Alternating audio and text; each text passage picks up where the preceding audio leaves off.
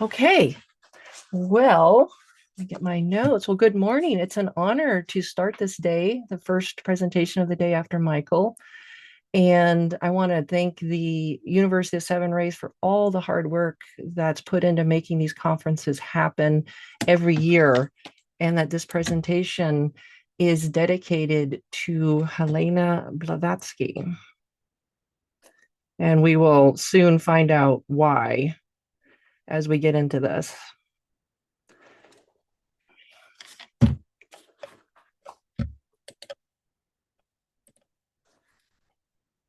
So much of the inspiration, the science discussed, and the ideas in this talk come from this book, A New Science of Heaven by Robert Temple.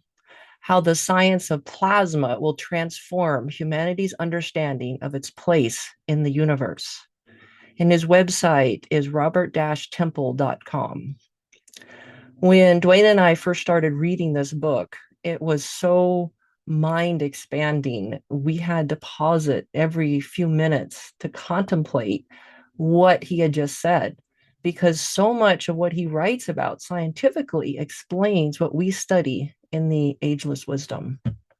And I highly recommend this book.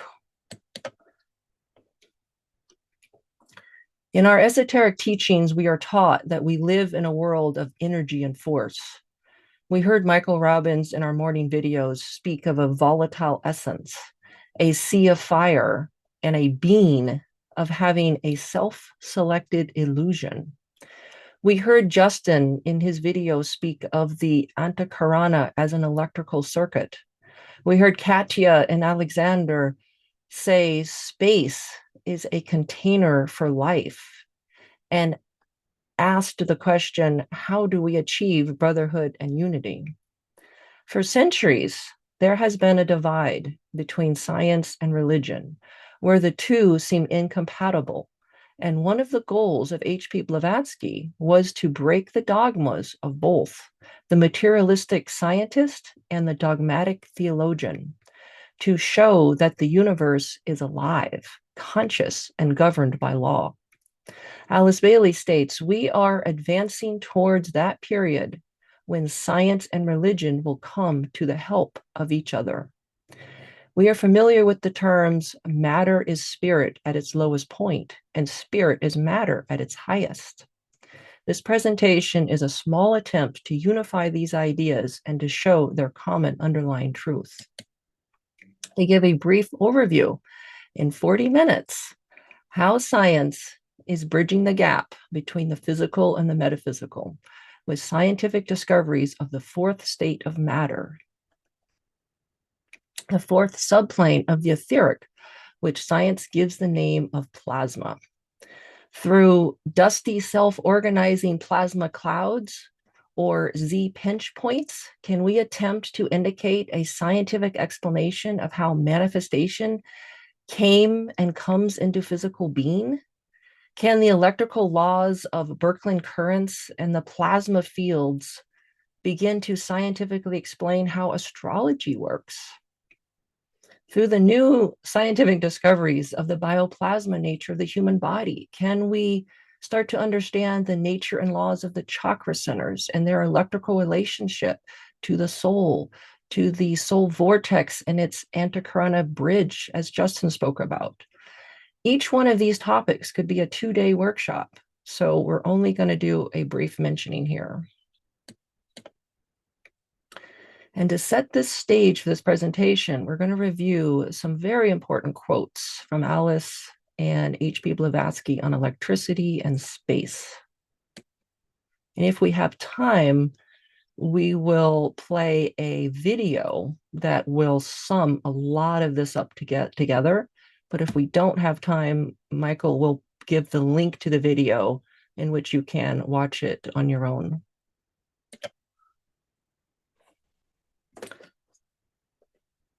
This is a very important quote by Alice Bailey here in Reappearance of the Christ.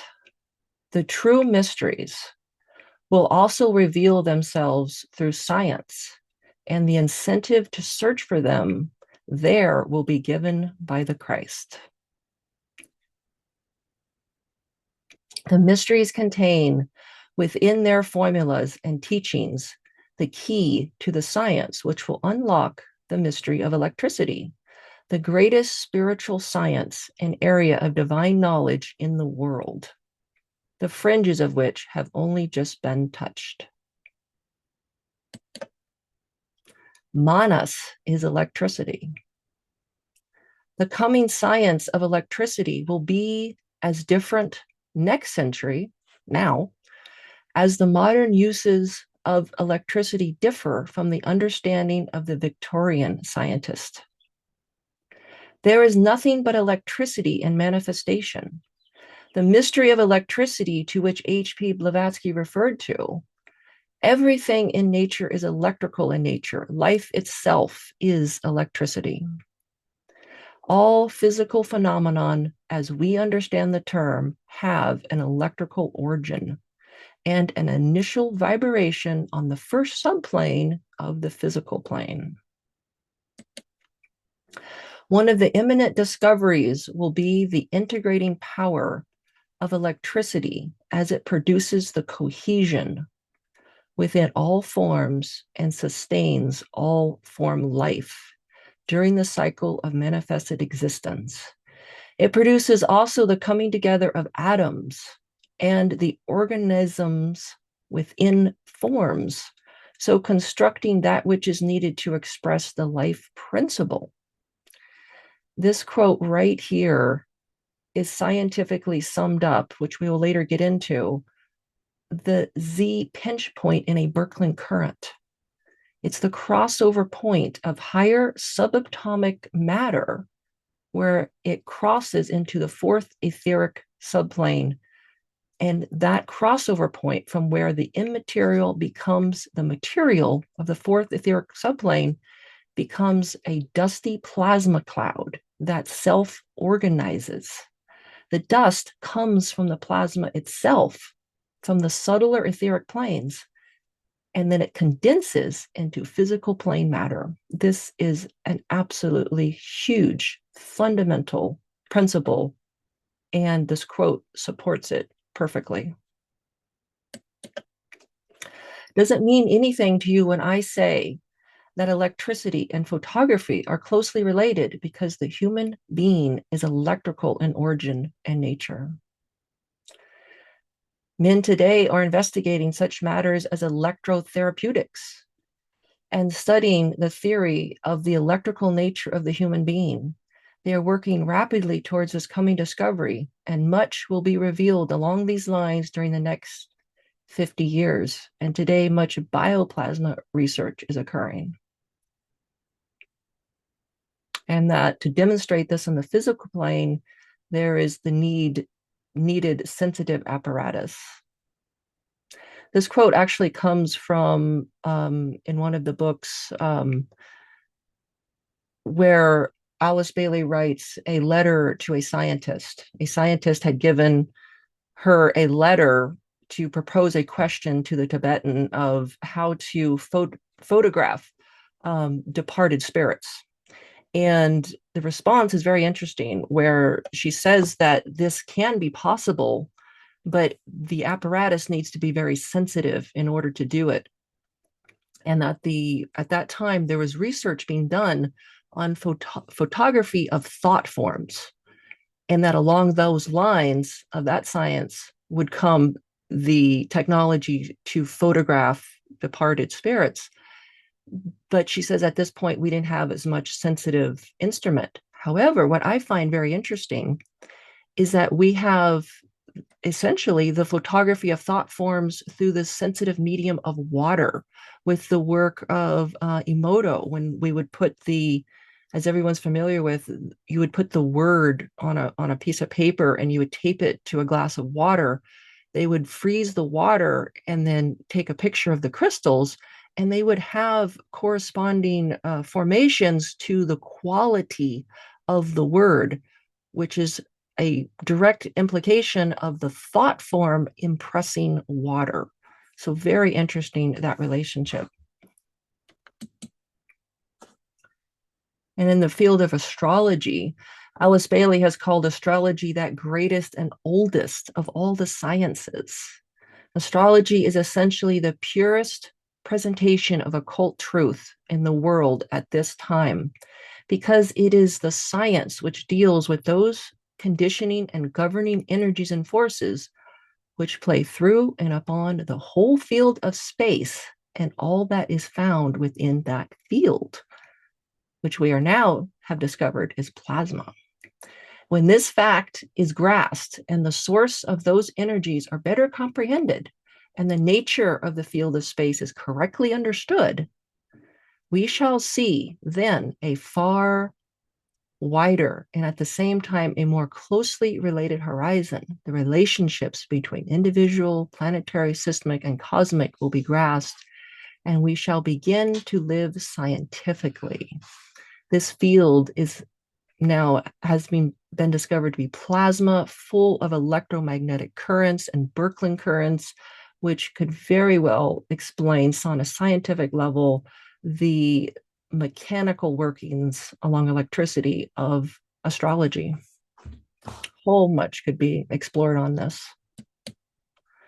So let's go into plasma. What is plasma? This is a picture you are looking at of plasma in a reactor. And here's another picture of plasma. And this is actually from a fusion reactor. Plasma, and this definition I'm going to read is from Robert Temple in his book, A New Science of Heaven. Plasma is a fourth state of matter. It was officially discovered in 1879 by the English scientist Sir William Crookes, who was the inventor of the vacuum tube. He discovered this phenomenon going on in his tubes, and he named it radiant matter. The name was changed in 1928 to plasma. Until 1962, it was universally believed by the world's scientific establishment that outer space was an empty vacuum. The universe is now known by astrophysicists to be composed of 99.9% plasma. For instance, our sun is completely made of plasma. It's not made of atoms. And we have a universe which is made of plasma, non-atomic matter. Temple goes on to state that in contrast to conventional physics, plasma is not an ionized gas, as gas is made from atoms, whereas plasma is a form of matter that's not made of atoms. It's made of particles, electrons, and protons, which have opposite charges to one another. Gas, by contrast, is made from atomic matter. Plasma and gas are not the same category. They are made of entirely different building blocks. Temple further states that the universe is made of plasma, which is very different and behaves very differently from atomic or physical matter. The equations which govern its behavior are all nonlinear equations, which are hard to deal with, and it doesn't follow our customary laws of physics. It is fantastically alive and dynamic. Doesn't that sound similar to Blavatsky's quote where she says in The Secret Doctrine, space is a living entity? Basically, he is saying that plasma is primary, that gas, liquids, and solids emerge out of plasma, not the other way around. And you are looking here also at another photograph of a plasmic jet coming from some experiment. It's interesting that it's purple violet, and we'll get into that a little later because that corresponds to one of the subplanes of the etheric plane. Temple distinguishes between hot and cold plasmas, discusses space plasmas, bioplasmas, and complex dusty plasma clouds. These clouds are very interesting because he talks about how they self-organize and they show intelligence. Science is confirming that space is alive and an entity, as HPB has stated. Plasma physics generally recognizes that there are three discharge modes of plasma. Plasma can be in the dark mode, dark matter. It can be in the glow mode, where visible light is emitted from excited atoms, and arc mode, which is intense discharges where heat and light, such as lightning, manifest. And also solar systems, which we'll get into a little later. And this is a very interesting picture. This is dusty plasma near anode in glow discharge. So he talked about earlier dusty plasma clouds.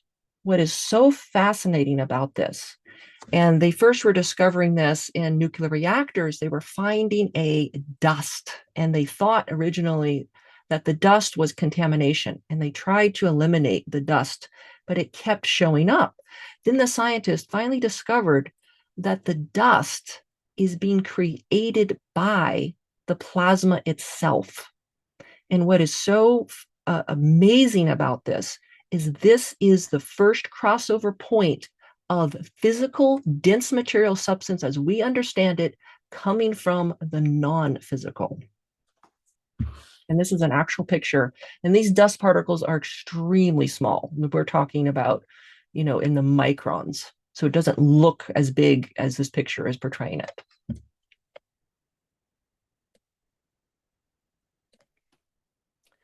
And this image is thanks of Dwayne Carpenter, where here he's illustrating where plasma would come on the scale of the subplanes of the etheric. And we see color-wise, given by Alice Bailey, that the glorious lucent lavender, light violet, lighter purple, and then dark purple, and right in between this fourth subplane of the etheric is your plasma. So it's one step up from gas, although conventional scientists still call it an ionized gas, which Temple says is inaccurate. And it's that crossover point between the higher atomic matter and the physical as we get into gas, liquids, and solids. And this has a correspondence to all the other subplanes as well on the cosmic physical. And here is a very interesting picture of plasma that under certain magnetic conditions creates a vortex and is starting to actually rotate. And in this vortex, as we often know, the vortex is the funnel that allows energies from the higher subplanes into the lower. So it's very interesting, the vortex and the spiral. Now we're going to get into Sir William Crookes and his radiant matter, which is now called plasma. He lived at the time of H.P. Blavatsky, and he also was a theist. He later became a theosophist, and he joined the Psychical Research Society, but his works were too revolutionary at the time, and he was scorned and had a lot of pushback. And I'm not going to get too much into him because you can look this up on Wikipedia or whatnot, and but I'll just briefly cover him a little bit here because I've got a lot to cover. This is one of his first apparatuses that was that he had used to discover radiant matter, which was plasma. And here is a picture of the tubes in which he would use that he would apply a current through, and then a specimen. It's very fascinating, but I'll just have to quickly go over this. So what I want to do is discuss what H.P. Blavatsky had to say about him. So in a private letter to A.P. Senate, in her letters, she says, Crookes was teaching a very occult doctrine, and that the Mahatmas intended to help him. In another letter, she states, the master looked into the aura of one of his scientific papers and found in the said pamphlet's aura only 2 deflections and one small point, half of one, which showed error. I asked him, the master, to point it out, and he laughed, and I saw no more of them. Very interesting. Very interesting. She further writes, Professor Crookes' latest discovery of what he named the protyle, which primordial matter before the physical state, the esoteric doctrine teaches the existence of an incident form of energy having periodic cycles of ebb and swell, rest and activity. And behold, a great scholar in science now asking the world to accept this as one of the postulates. Nevertheless, the idea would have remained crystallized in the air of science and never have descended into the thick atmosphere of materialism and profane mortals for years to come. Perhaps not. Professor Crookes bravely and fiercely reduced it to its simplest elements and publicly forced the science to notice. And then Alice Bailey goes on to talk about this protyle, which is the plasma. It's another word of pre-material matter. Protyle was a word coined by William Crookes and is defined as the analogous to protoplasm, expressing the idea of original primal matter before the evolution of the chemical elements, the primal ether. Ether of space is that it is the medium in which energy or force functions or makes itself felt. Substance is the ether in one of its many grades and is that which lies back of matter itself. And then Blavatsky continues, but we see that Mr. Crookes says of a protyle, this primordial plasma, the next neighbor to the unconscious malakupriti of the occultists. Let us start at the moment when the first element came into existence. Before this time, matter as we know it was not. It is equally impossible to conceive of matter without energy and of energy without matter. From one point of view, both are convertible terms before the birth of atoms. All those forms of energy could not have existed. They were locked up in the protyle, the plasma as latent potentialities only. And we saw earlier in Alice Bailey's quote of the material of manifestation coming from the intention on the highest subplane before it hits the lower, denser planes. And that's what she's talking about here. And this is that pre-material substance that was filled throughout the secret doctrine. And she says that his work, referencing his work, was a confirmation of the teaching in the secret doctrine, that we have almost a corroboration of the teachings of the esoteric philosophy concerning this primordial matter and its evolution. And we will go down a little. How true is it will be fully demonstrated only on that day when his discovery of radiant matter, today's word plasma, will have resulted in a further elucidation with regards to the true source of light and revolutionized all the present speculations. Very interesting, saying that the true source of light is beyond our material physical plane. And in the Mahatma letters, he is mentioned actually quite a bit. This letter here, supposedly written by Mahatma M. or Blavatsky, it says, and Crookes, has he not brought science within our hail in his radiant matter discovery? What but occult research was it that led him first to that? He's indicating the hierarchy was impressing him. Western science has still, and then another Mahatma letter, Western science has still 3 additional states of matter to discover. If Mr. Crookes would penetrate the arcana beyond the corridors the tools of modern science have already excavated, let him try. He tried and found the radiometer, tried again and found radiant matter. May he try again and find the kama rupa of matter, its 5th state. But to find its manas, he would have to pledge himself stronger to secrecy than he seems inclined to, indicating it's a secret that only the hierarchy would reveal. That's the 5th state of matter. Very interesting.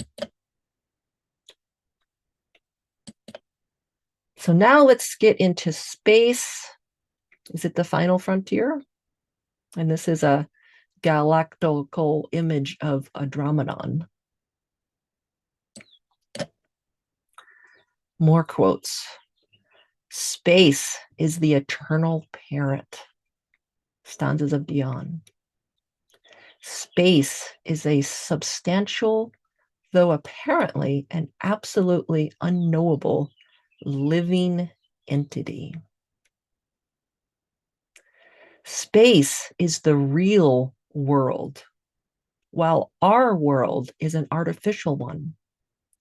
It is the one unity throughout its infinitude, in its bottomless depths, as on its elusive surface, a surface studded with countless phenomenal universes, systems, and mirage-like worlds.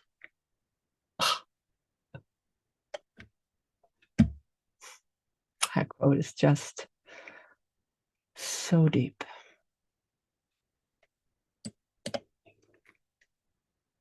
Everything in the universe, throughout all its kingdoms, is conscious, endowed with a consciousness of its own kind and on its own plane of perception. We men must remember that because we do not perceive any signs which we can recognize of consciousness, say in stones, we have no right to say that no consciousness exists there. There is no such thing as either dead or blind matter, as there is no blind or unconscious law.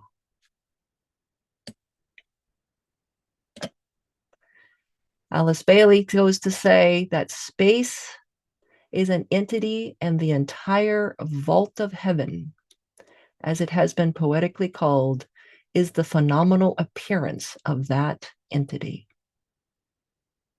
So what these scientists are discovering and talking about when they speak of plasma is one plane of that entity.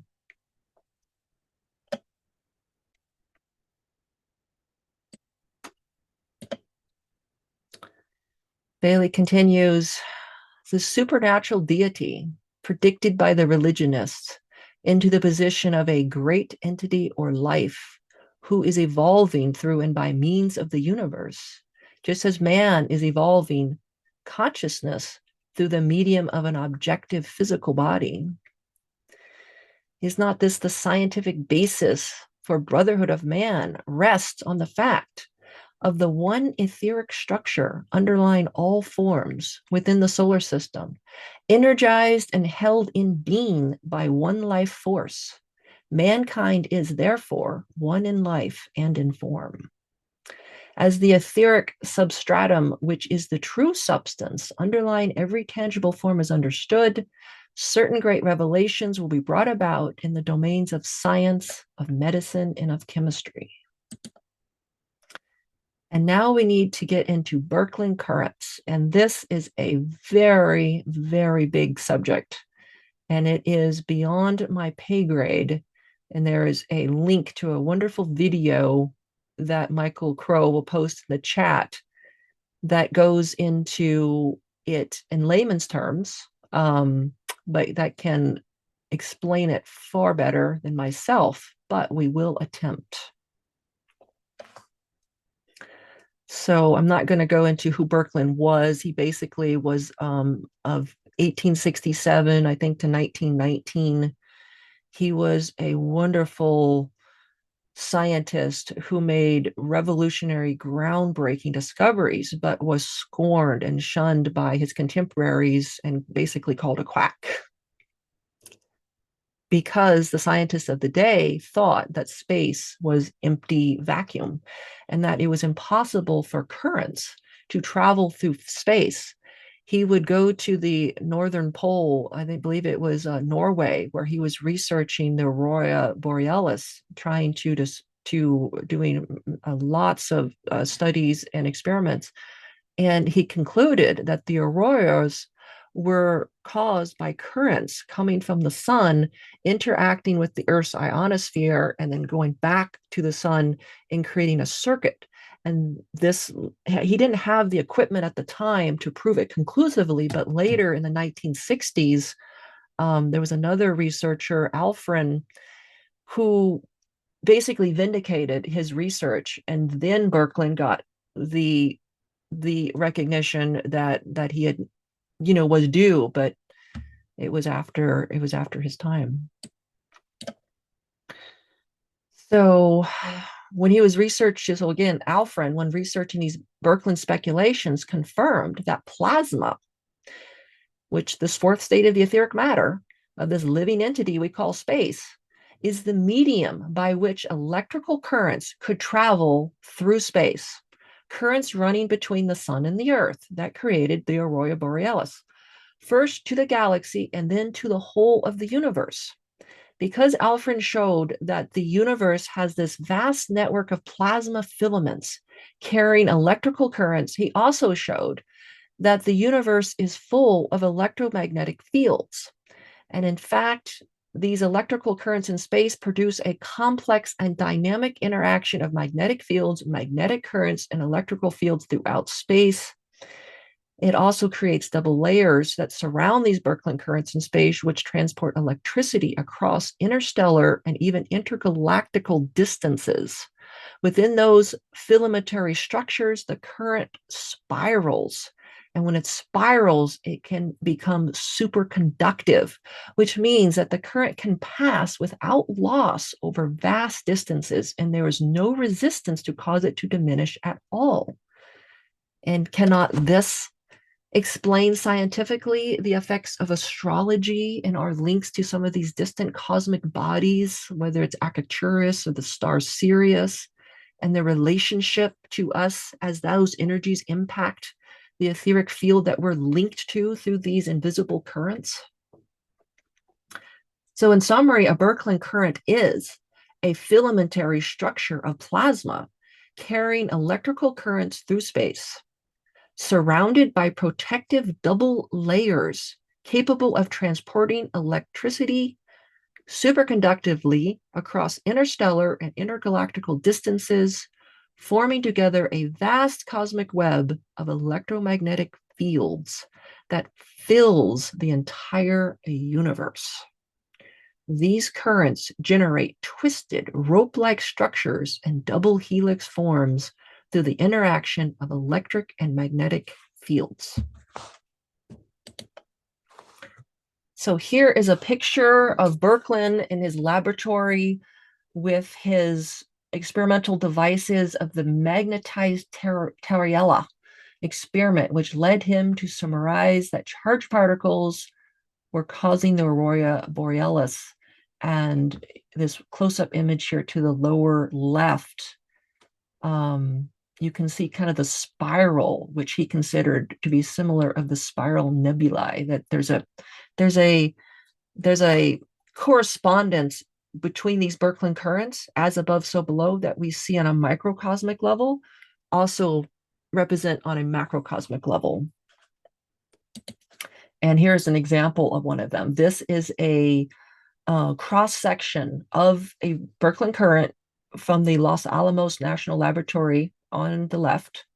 And it has a lot of similarity to the formation of a galaxy. So is there this relationship between a Birkeland current, and it's on a small scale, and then on a cosmic scale, very similar to the swirls of a galaxy. And within this current, as we see in this cross-section, there is a double helix magnetic field lines happening. There's actually 3 different motions, if not 4, happening simultaneously in this current. The complex self-constricting magnetic field lines and current paths in a Birkeland current, and they actually move. It creates a counter rotation, and it can create pinch points, which we can get into a little later. Again, this is a little beyond my pay grade, but it is fascinating. So here's another representation of this double helix magnetic currental line. We have these constricting, and when it creates this magnetic field, and this filamentary, these are the two polarities of the current. And as the current spirals around, it creates like this double helix that we also see in DNA and in various other aspects of nature. But the magnetic field around it can create these what's called pinch points. And we'll get into that in a little bit. And these pinch points is where the subatomic matter from the higher subplanes comes down into the physical. It's caused by these pinch points created by the magnetic fields. So here's another illustration of this double helix symmetry kind of in a cosmic. You can kind of see this here in this nebula that looks very similar to this Birkeland current double helix. And a lot of this work I know has also been covered by Lawrence Newey and Justin Wilkinson in the Electric Bridge series. So they are right down this same line of talking immensely about Birkeland currents and the ageless wisdom. Another fascinating illustration is it creates also like this torus where these pinch points occur. And here, this is a nebula. This is the M2 Hourglass Planetary Nebula. And there's a big, long description of what's going on here. But briefly, we see the outer filament, and we see this pinch point. And at that pinch point of these massive magnetic fields comes a star. So a star is manifesting in our dense material from the pre-dense physical planes and levels. And this is a filamentary. It's just absolutely fascinating. And this is a more technical description of the Z pinch point.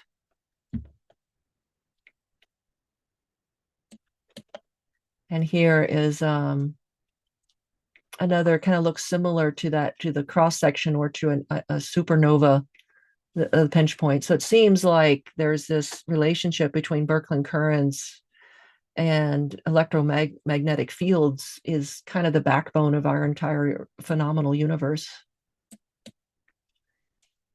And here's that nebula again. And I don't have time to play the video, but Michael Crow will post the link to it, which goes into this in much more detail and with really good explanation. So in my concluding remarks, we can see that there is a hierarchical impulse behind the restoring of the mysteries that's inspired and supported by the Christ. It's along the lines of science. It's a fifth and seventh ray approach. This hierarchical effort at restoring these mysteries also invokes its counterforce. Many of today's scientists are working under non-disclosure confidentiality agreements, and many of their discoveries are classified. We heard Harold Moses talk the other day about the frequency resonance of certain stars are classified. Why? And funding for the work of today's scientists often comes from private materialistic interests versus for the public good. And still, scientists today that are met with disdain when their discoveries challenge the status quo and the conventional understanding of the day. So this is the video link to a video that explains Birkeland currents and Z points. And it's put on YouTube by See the Pattern. And I will just end with that I have an initiative, the Alice Bailey Archives. And this initiative is to find, collect, and archive various letters, material, and or audio recordings of Alice Bailey. And if you know of any of this material, please let me know. I have a website, alicebaileyarchives.com, where I'm trying to gather and host this material. It is our legacy, and there is much more out there that's maybe hidden away and passed down to generations or hidden away in shoeboxes and attics. If anyone has any material related to Alice Bailey, I would love to have it archived. And I am out of time, and thank you so much.